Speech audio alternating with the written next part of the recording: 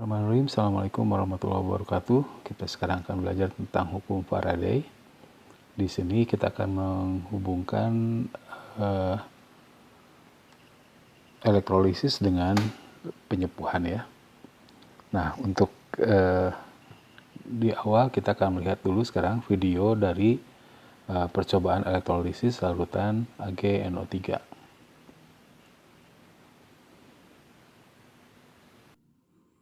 Oke, kita lihat sekarang ini elektrolisis larutan AgNO3 ya. Ini larutan AgNO3-nya. Kemudian ini ada baterai yang dihubungkan kutub positifnya dengan elektroda karbon, sedangkan kutub negatifnya dengan paku yang berwarna kuning ya, paku mur baut. Jadi ini katoda baut berwarna kuning, kemudian larutannya adalah AgNO3, kemudian sebagai anodanya atau kutub positifnya adalah batang karbon ya. Sekarang kita lihat ini di bawah ada saya masang satu lagi untuk memperlihatkan nanti perubahan warnanya seperti apa pada paku yang kita masukkan. Ini reaksinya akan sangat cepat, jadi kita akan perlihatkan sebelum dan sesudahnya. Ini sebelumnya, pakunya berwarna kuning, kita masukkan ke dalamnya sekarang.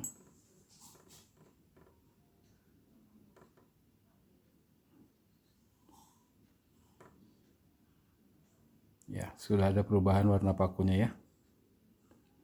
Ini bandingkan dengan paku yang di bawah sana.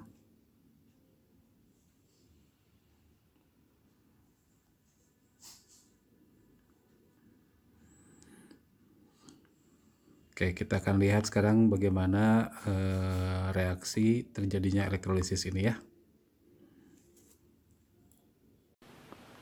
Nah, tadi sudah kita lihat elektrolisis larutan AgNO3 dengan menggunakan katoda besi dan anodanya karbon ya. Jadi tadi di dalam gambar di sini ini adalah anodanya karbon, sedangkan ini adalah katodanya berupa besi ya. Tadi besinya berwarna keemasan, sekarang berubah menjadi putih perak ya. Kenapa kita terjadi reaksi seperti ini? Kita lihat. Jadi dalam wadahnya diisi dengan perak nitrat, kemudian di anodanya berupa batang karbon yang diambil dari baterai, dan katodanya adalah besi ya. Ini dihubungkan dengan sumber arus. Kita ingat KNAP ya, KNAP, katoda negatif, anoda positif. Nah, kita tahu bahwa AgNO3 itu tersusun dari Ag+ dan NO3-, dan nanti akan terjadi pergerakan ion Ag+ ke katoda, dan di sana dia berubah menjadi perak yang melapisi skrup ini ya. Jadi ada peraknya. Sedangkan NO3- bergeser ke arah anoda yang positif, dan di situ terjadi gelembung gas. Kita ingat ini kedua ini disebut dengan anion dan kation ya. Nah, jadi asalnya berwarna kuning besinya berubah menjadi perak. Nah, elektrolisis ini sebetulnya saya inginnya tadinya menjadi penyepuhan ya. Jadi perak yang mengendap di katoda itu lama-kelamaan nanti akan habis, sehingga kalau saja logam ini cukup besar, maka tidak akan semuanya tertutupi oleh perak, karena peraknya lama-kelamaan akan habis gitu. Jadi seharusnya anodanya itu bukan karbon tapi menggunakan perak ya. Nah, kita lihat bagaimana elektrolisis larutan AgNO3 dengan katoda besi dan anodanya perak sekarang kita gunakan. Jadi wadahnya tetap berisi AgNO3, tapi untuk katodanya kita gunakan, anodanya kita gunakan perak ya, bukan. Jadi anodanya yang positif ini kita gunakan perak, sedangkan katodanya besi. Nah, kenapa kita menggunakan anoda yang menggunakan perak? Kita lihat dari reaksinya. Seperti biasa, perak nitrat akan berubah menjadi Ag+ dan NO3-, kemudian Ag plusnya bergerak ke katoda dan dia melapisi menjadi perak, mengendap menjadi perak dan melapisi katodanya. Sedangkan NO3 bergerak ke arah yang anoda, tapi di situ ada Ag. Ag-nya dia akan yang teroksidasi bukan NO3, tapi Ag-nya ya. Jadi Ag-nya berubah menjadi Ag+ dan kemudian dia mengalir ke larutan, sehingga Ag+ yang ini asalnya yang mengendap menjadi Ag di sini, itu akan tergantikan oleh Ag+ yang diambil dari batang perak ini, sehingga lama-kelamaan perak ini nanti akan habis gitu. Nah, itu prinsip dari yang disebut dengan penyepuhan perak ya. Jadi seharusnya kita menggunakan anodanya menggunakan Ag, berhubung karena saya belum menyiapkan untuk logam Ag-nya, maka saya gunakan batang karbon. Nah, berapa gram yang massa yang mengendap di katoda seperti di reaksi ini, atau mungkin saja di yang lainnya ada berupa gas atau apa, itu akan berhubungan dengan hukum Faraday, di mana hukum Faraday pertama itu mengatakan bahwa massa zat yang dibebaskan pada elektrolisis berbanding lurus dengan jumlah listrik atau Q yang digunakan. Jadi massa itu berbanding lurus dengan jumlah listrik. Sedangkan jumlah listrik itu sama dengan hasil kali dari kuat arus dengan waktu. Jadi Q itu sama dengan I kali T. Jadi kita dapat menuliskan persamaan paling atasnya menjadi M berbanding lurus dengan I dikalikan T. Itu hukum Faraday yang pertama. Nah, untuk yang kedua, massa zat yang dibebaskan pada elektrolisis itu berbanding lurus dengan massa ekuivalen dari zat tersebut. Jadi massa zat berbanding lurus dengan massa ekuivalen. Nah, massa ekuivalen itu untuk unsur yang logam sama dengan massa atom relatifnya dibagi dengan bilangan oksidasinya. Sebagai contoh, misalkan pada elektrolisis saluran CuSO4 terjadi reduksi ion Cu2+ menjadi Cu dengan melibatkan 2 elektron. Berarti ini Cu-nya 2+ ya, bilangan oksidasinya. Jadi massa ekuivalen Cu sama dengan ArCu dibagi 2, yaitu 63,5 dibagi 2, jadi sama dengan 31,75. Itu massa ekuivalen. Nah, bagaimana kalau kita hubungkan hukum Faraday 1 dan Faraday 2, maka menjadi M kali M sebanding dengan I kali T kalikan ME. Jadi ini dari hukum Faraday 1, ini dari hukum Faraday 2 ya. Nah, supaya tidak menjadi sebanding, kita menjadikan sama, maka perlu ditambahkan dengan tetapan pembanding yaitu K.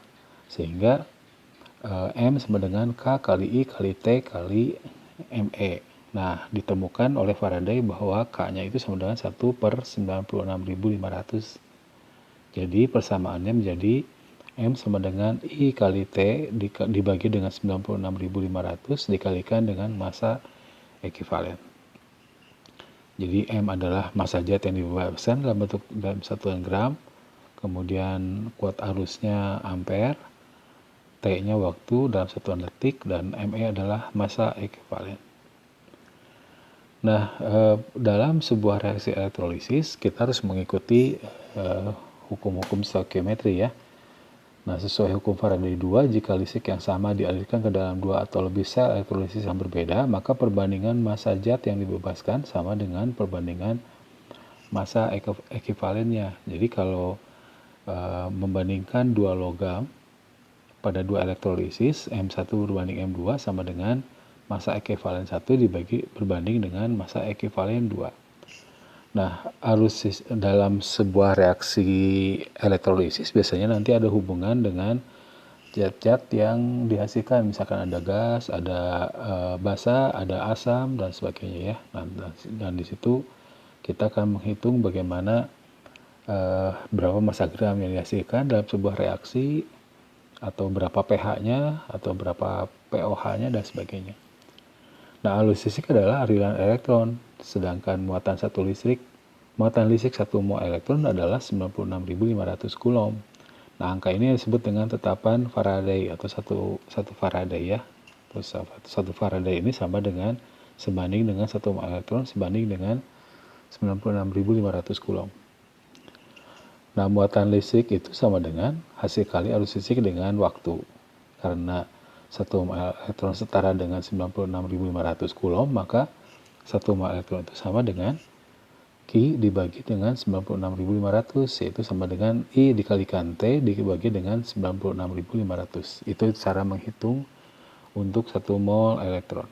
Ya. Nah, kita lihat sekarang bagaimana contoh soal, beberapa soal. Berapakah massa tembaga yang diendapkan oleh arus listrik dengan 10 ampere yang dialirkan selama 965 detik ke dalam larutan CuSO4. Ini Cu-nya 2+, ya. Jadi kalau Cu-nya 2+, maka bilangan oksidasinya 2. Nah, kita ingat tadi massa Cu itu sama dengan I kali T dibagi 96.500 kalikan dengan massa ekuivalen, sama dengan I-nya 10 kalikan T-nya 965 dibagi 96.500 dikalikan dengan ME-nya adalah ARCU dibagi dengan Bilox-nya 2 ya. Jadi sama dengan ini 9650 dibagi 96.500 kalikan dengan 63,5 ya, ini dibagi 2. Ini sama dengan ini 0,1 dikalikan dengan 31,75 sama dengan 3,175 gram. Ya. Itu nomor 1. Sekarang nomor 2, kita lihat sejumlah arus listrik dapat mengendapkan 0,554 gram aluminium dari leburan aluminium oksida. Aluminium oksida ini Al2O3 ya. Jadi Bilox Al itu adalah +3. Jika arus listrik yang disangsama dialirkan ke dalam larutan tembaga 2 sulfat CuSO4, berapa gram tembaga yang dapat diendapkan? Ini hukum Faraday 2 ya, BTM.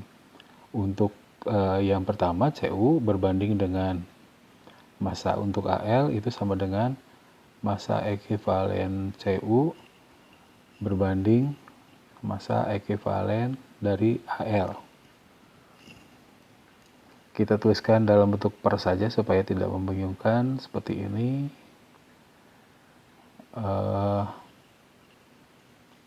Massa ekuivalen Cu dibagi dengan massa ekuivalen Al. Massa Cu itu yang diendapkan.